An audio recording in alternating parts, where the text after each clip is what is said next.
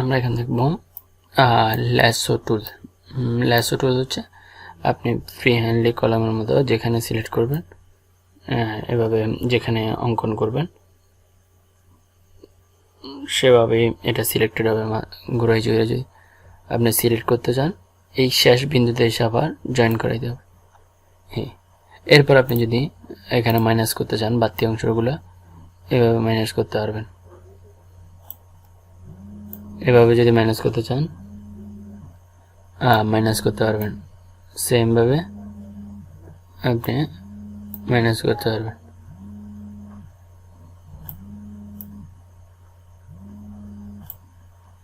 এভাবে অংশগুলোকে বিয়োগ করে আপনি পরিবর্তন করতে পারবেন। পরিবর্তন করার ফলে আপনার যেটা হবে এই অংশটুকু বাদ দিতে পারবেন। কন্ট্রোল ডি দিলে আবার ডিসিলেক্ট হবে।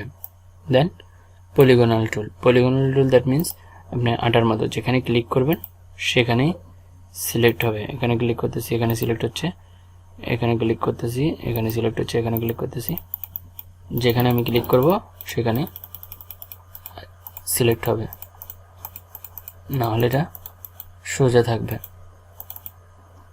এভাবে আটার মতো আমি সিলেক্ট করতে পারি। এটা হচ্ছে পলিগনাল টুলস।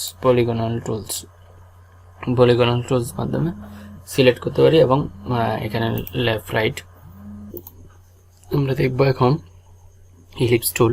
যেখানে আমি ক্লিক করব সেখানেই সিলেক্ট হবে, যেখানে ক্লিক করব না সেখানে সিলেক্ট হবে না। দেন কন্ট্রোল ডি, ম্যাজিক লেসো টুল। এই টুলের মাধ্যমে আমি এখানে ক্লিক করব। এভাবে ফ্রি হ্যান্ডলি এটা ঘুরাইলে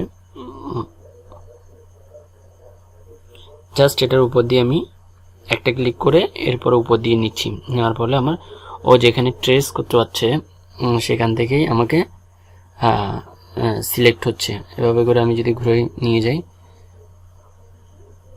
এখানে এসে আরেকটা ক্লিক করব, ক্লিক করলে এটা সিলেক্ট হয়ে যাবে। এভাবে করে ম্যাজিক ওয়ান ল্যাসো টুল দিয়ে এরপর মুভ টুলে গিয়ে আমি অন্য জায়গায় এটাকে সরাইতে পারবো। অন্য জায়গায় সেটাকে আমি সরাই নিয়ে আসতে পারবো। আর এটাকে যদি আমি ফেদার দিই তাহলে ফেদারটা বাড়বে। তাহলে আমি এটাকে অন্য জায়গায় নিয়ে যাই, নিয়ে আসতে পারছি এইখানে। দেন এভাবেই আমি কি করতে পারবো, magic wand lasso tool free handly এভাবে যেভাবে ঘুরাবো ফ্রি হ্যান্ডলি সিলেক্ট হবে, আর পলিগনাল টুল যেখানে ক্লিক করব সেখানে সিলেক্ট হবে। দেন ম্যাজিক ওয়ান ল্যাসো টুল এখানে ক্লিক করে যেটার উপর যেই ট্রেস করতে পারতেছে যতটুকু অংশ ততটুকু অংশ সে সিলেক্ট করতেছে। এটাই হচ্ছে এই টুলসগুলো ব্যবহার। তাহলে আমি এই টুলসগুলো কীভাবে ব্যবহার করে কি করব, সিলেকশন করে আমার কাজগুলো করব।